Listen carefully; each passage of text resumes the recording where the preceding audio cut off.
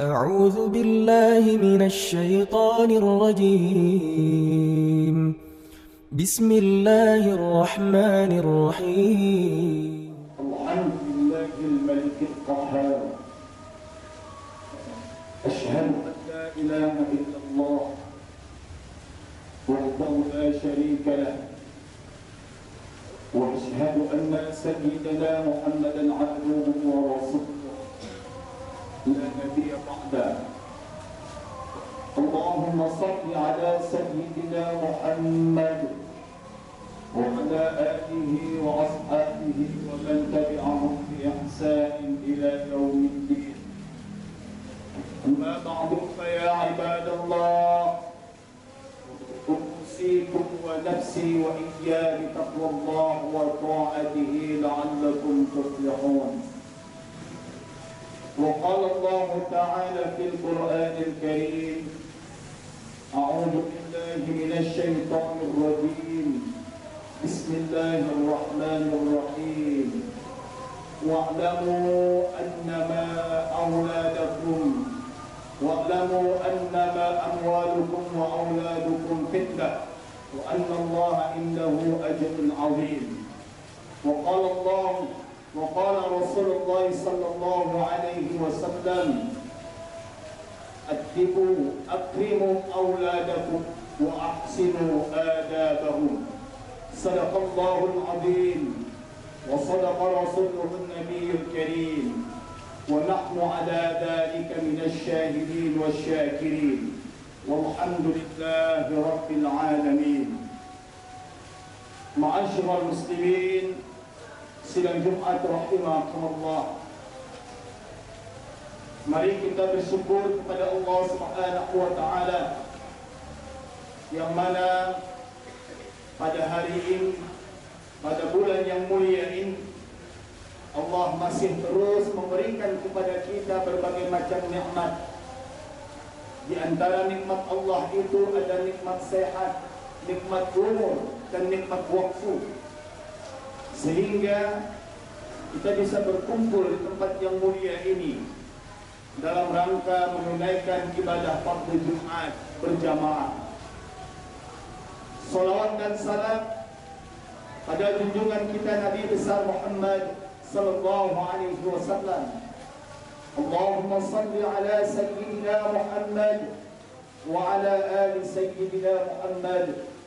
Mudah-mudahan kita terdorong kepada umat yang mendapatkan syafaat pada yaumil akhir kelak. Amin ya rabbal alamin.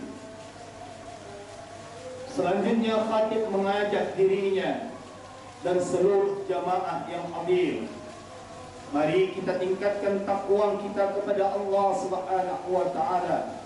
At-taqwa huwa al-imtithalu awamirillah wa ijtinabu nawamih, yakni dengan mengerjakan seluruh yang diperintahkan oleh Allah Subhanahu wa taala dan meninggalkan segala yang dilarang oleh Allah Subhanahu wa taala. Karena sebaik-baik bekal yang Allah katakan, wa tazawwadu fa inna khairaz zadi taqwa. Berbekallah, karena sebaik-baik bekal itu ialah takwa kita kepada Allah Subhanahu wa taala. Ma'asyiral muslimin, sidang Jumat rahimakumullah. Di sini khatib akan menyampaikan bagaimana cara kita mendidik anak kita. Ma'asyiral muslimin, sidang Jumat rahimakumullah. Anak merupakan sebuah anugerah terbesar yang Allah berikan kepada kita. Anak sebagai penyejuk hati, anak sebagai penerus generasi, dan anak sebagai perhiasan dunia. Tetapi ma'asyiral muslimin, sidang Jumat rahimakumullah, ada kalanya anak itu sebagai ujian bagi kita yang Allah berikan. Di awal khatib menyampaikan firman Allah Subhanahu wa taala dalam surah Al-Anfal ayat 28, wa'lamu annama amwalukum wa auladukum fitnah. Apa yang Allah katakan dalam Al-Quran, ketahuilah sesungguhnya hartamu dan anak-anakmu itu adalah sebagai ujian, kata Allah Subhanahu wa taala. Wa anna Allah indahu ajrun 'azim. Dan sesungguhnya di sisi Allah itu banyak pahala yang besar. Tentu merupakan sebagai kebanggaan bagi kita ketika orang tua mampu mendidik anaknya dengan baik, ketika orang tua menjadikan anaknya sebagai anak yang baik.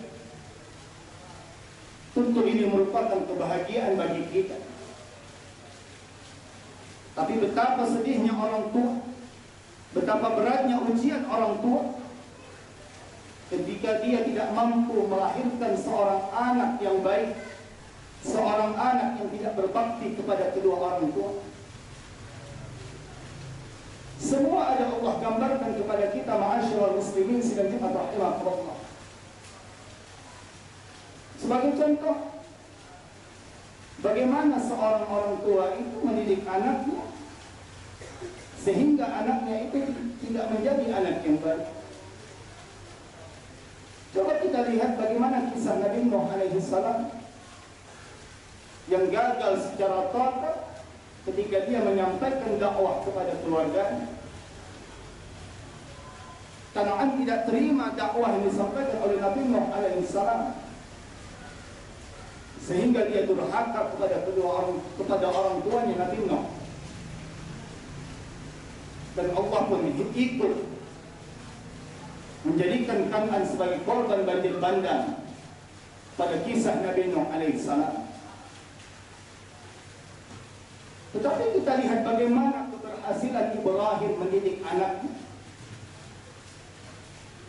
Ismail dididik dengan ayah yang penyabar, sehingga Ismail menjadi anak yang patuh, anak yang berbakti, anak yang penurut kepada orang tuanya. Ini sebuah keberhasilan, ini sebuah kebanggaan bagi kita. Yang sesungguhnya anak yang dilahirkan itu, ma'asyiral muslimin sidang Jumat rahimakumullah, mereka terlahir dalam keadaan suci, mereka terlahir dalam keadaan bersih. Tetapi bagaimana kemampuan orang tua untuk mendidik anaknya? Kullu mauludin yuladu 'alal fitrah. Setiap anak yang dilahirkan dia terlahir dalam keadaan suci. Fa abawahu yuhawidanihi aw yunassiranihi aw yumajjisanihi. Bapak ibunya lah yang membawa anak ini kepada agama Yahudi, Nasrani dan Majusi. Kemana kita akan bawa anak kita ini, ma'asyiral muslimin sidang Jumat rahimakumullah? Maka oleh karenanya, didiklah anak kita itu dengan didikan yang baik. Bagaimana Rasulullah SAW mengajarkan kepada kita untuk mendidik anak yang baik? Jangan sampai salah kita dalam mendidik anak yang kita miliki. Ada 3 setidaknya yang kita ketahui. Rasulullah SAW beliau mendidik anaknya. Yang pertama yang diajarkan Rasulullah SAW yaitu menanamkan ketauhidan dan akidah yang benar kepada anak. Bagaimana kita mampu memperkenalkan Allah Subhanahu wa taala kepada anak kita? Coba kita lihat bagaimana Allah kisahkan Luqmanul Hakim di dalam Al-Qur'an. Ya bunayya la tusyrik billah. Luqman berwasiat kepada anaknya, wahai anakku, jangan kau syarikatkan Allah Subhanahu wa taala. Itu yang Luqman titipkan kepada anaknya. Apakah kita yang hadir pada hari ini, apakah orang tua kita sudah titipkan ketauhidan dan akidah yang benar itu kepada anak kita? Ini harus menjadi pertanyaan bagi kita. Jangan sampai anak-anak kita memiliki tauhid yang tidak benar dalam penyampaian ajaran. Itu yang pertama yang diajarkan oleh baginda Rasulullah sallallahu alaihi wasallam. Ma'asyiral muslimin sidang Jumat rahimakumullah. Yang diajarkan Rasulullah sallallahu alaihi wasallam kepada kita, kepada anak-anak kita, yakni bagaimana kita menanamkan anak kita untuk senantiasa beribadah kepada Allah Subhanahu wa taala. Ajarkan anak kita untuk beribadah kepada Allah Subhanahu wa taala. Beribadah bukan tunggu disuruh baru kita beribadah. Salat merupakan kewajiban bagi kita, bukan karena disuruh kita untuk salat. Itu merupakan kewajiban bagi kita untuk mengajarkan kepada anak-anak kita. Luqman juga mengajarkan itu kepada anaknya, ya bunayya aqimis salat. Dirikan salat wahai anakku. Tegakkan salat wahai anakku. Karena salat merupakan fondasi bagi kita kepada anak-anak kita. Coba kita lihat dalam kehidupan nyata saat ini. Kebanyakan orang tua tidak lagi memperhatikan anaknya untuk beribadah. Dia lepaskan anaknya, dia biarkan anaknya untuk tidak taat kepada Allah Subhanahu wa taala. Karena dia mempunyai tanggung jawab yang ia katakan bahwasanya sekolahlah yang mempunyai tanggung jawab terhadap anaknya. Dia tidak ajarkan lagi itu kepada anaknya. Ma'asyiral muslimin seluruh rahimahumullah. Di mana peran orang tua terhadap anaknya dalam mengajarkan ibadah kepada Allah Subhanahu wa taala? Dan yang ketiga, ma'asyiral muslimin sidang Jumat rahimahumullah, apa yang harus kita ajarkan kepada anak kita? Yang ketiga ialah kita ajarkan anak kita tentang adab dan akhlak yang terpuji. Sangat ironi kita melihat kehidupan anak-anak sekarang ini. Anak-anak tidak lagi menghargai orang tua. Anak-anak tidak lagi menghormati orang tua. Karena mereka tidak memiliki akhlak yang mulia. Karena mereka tidak diajarkan tentang adab. Ini yang sangat ironi bagi kita. Pendidikan akhlak, pendidikan adab tidak sekedar hanya kita berikan belaka kepada anak kita. Tapi dengan akhlak dan adab itu kita telah memuliakan anak kita. Ma'asyiral muslimin sidang rahimahumullah. Akrimu auladakum, kata Rasul. Muliakan anakmu. Wa ahsinu adabahu. Dan perbaikilah akhlak mereka, adab mereka. Kita lihat berbagai berita, baik itu di TV ataupun media sosial lain. Banyak anak yang saat ini tidak beradab atau tidak berakhlak kepada orang tua. Coba kita lihat dalam surah Luqman berikutnya. Jangan kau membentak ya bunayya. Dia tidak membentak, tidak meninggikan suara. Karena suara yang lebih tinggi itu lebih jelek daripada suara keledai. Ya Allah firmankan dalam Al-Quran. Jangankan kita untuk melawan kepada kedua orang tua, bahkan sampai membunuhnya, menghinanya, mengatakan saja, katakan tidak boleh dalam Islam. Apalagi kita menghardik orang tua kita. Wala taqul lahum, jangan kau katakan kepada kedua orang tua.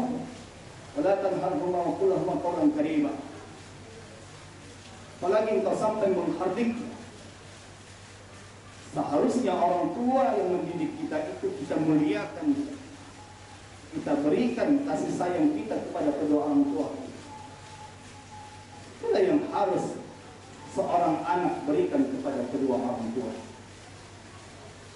Oleh karena itu, ma'asyiral muslimin, sidang Jumat rahimakumullah, mari kita didik anak kita.